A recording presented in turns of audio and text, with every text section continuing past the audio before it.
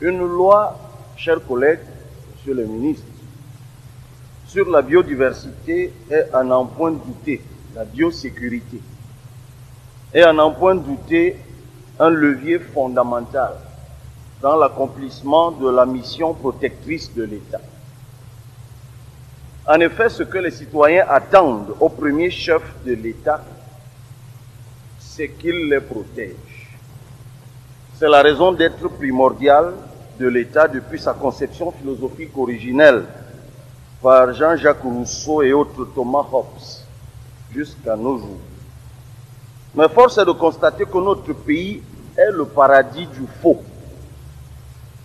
Le génie du mal a franchi toutes les limites. Même l'eau minérale est désormais fausse.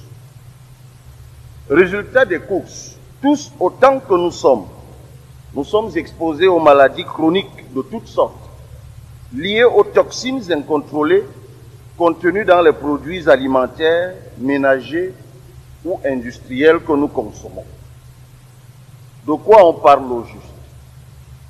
On parle d'oligo-éléments, de particules fines industrielles, de leur usage anarchique dans la coloration des aliments, l'amélioration de leurs propriétés gustatives, leur conservation ou leur emballage direct.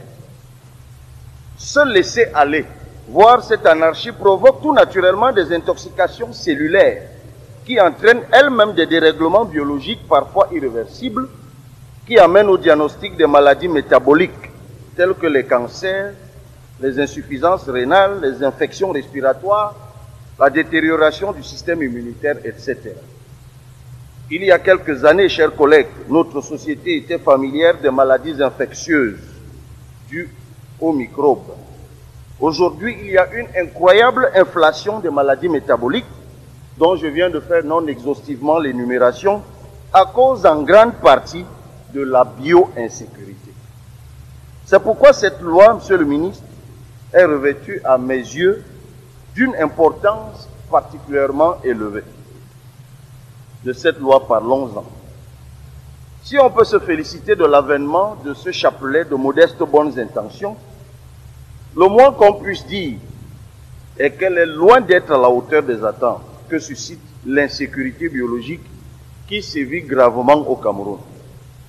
Alors que la loi, de l'aveu que vous avez fait aux collègues de la commission dédiée, affiche des ambitions de codification à droit constant par la mise en cohérence, et ce mot est dans le rapport, de textes épars, vous-même vous répondez par la suite au commissaire que la loi ne vise que quelques aspects de la biosécurité.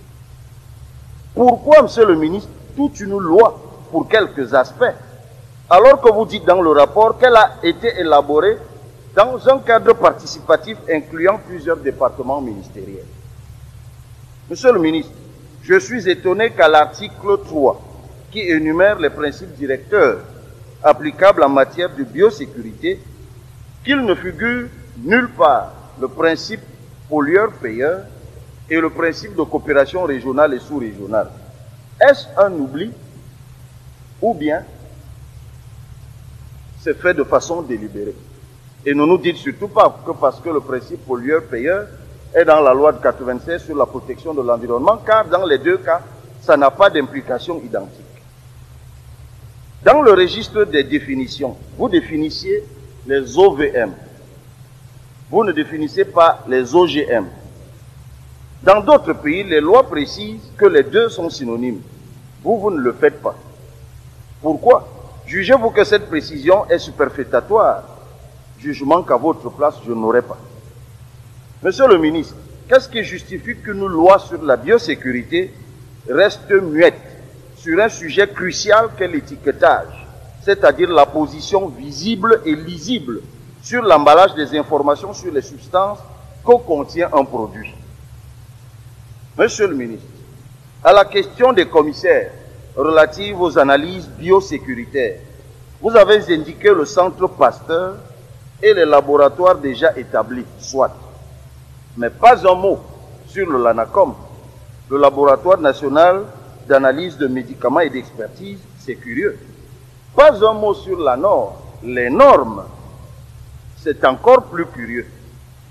Pas un mot de votre bouche, et même dans la loi au sujet du guide national de biosécurité et de biosécurité en laboratoire, texte qui a été validé en 2018 par le ministre de la Santé. D'ailleurs, quelle est la place que vous donnez à ce guide que votre loi ignore dans la hiérarchie des normes biosécuritaires?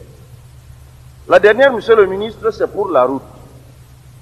L'article 43 dispose, je cite, est puni d'un emprisonnement de 5 ans à 10 ans et d'une amende de 10 millions à 20 millions toute personne qui, je souligne, sans motif valable, possède, utilise ou consomme sur le territoire national un produit interdit. Ça veut dire qu'il peut y avoir un motif valable de consommer un produit interdit. Pouvez-vous, monsieur le ministre, nous éclairer, nous les parlementaires, donner nous-mêmes un exemple d'un seul motif valable de consommation d'un produit interdit? Et vraiment, cette fois, c'est pour la route. Monsieur le ministre, le 17 février 2025, il y a un peu plus d'un mois, sur une chaîne de télévision, le ministre de la Santé disait que, selon le rapport du LANACOM, cette fiole que j'ai entre les mains était impropre, en tout cas son contenu était impropre à la consommation. C'est le baume François que j'ai là entre mes mains. Et l'article 43 que je viens de lire dit que si c'est interdit, alors que je le consomme, je suis donc passible de 5 à 10 ans d'emprisonnement et de 10 millions à 20 millions de francs CFA d'amende. Irai-je donc en prison, monsieur le ministre, parce que j'ai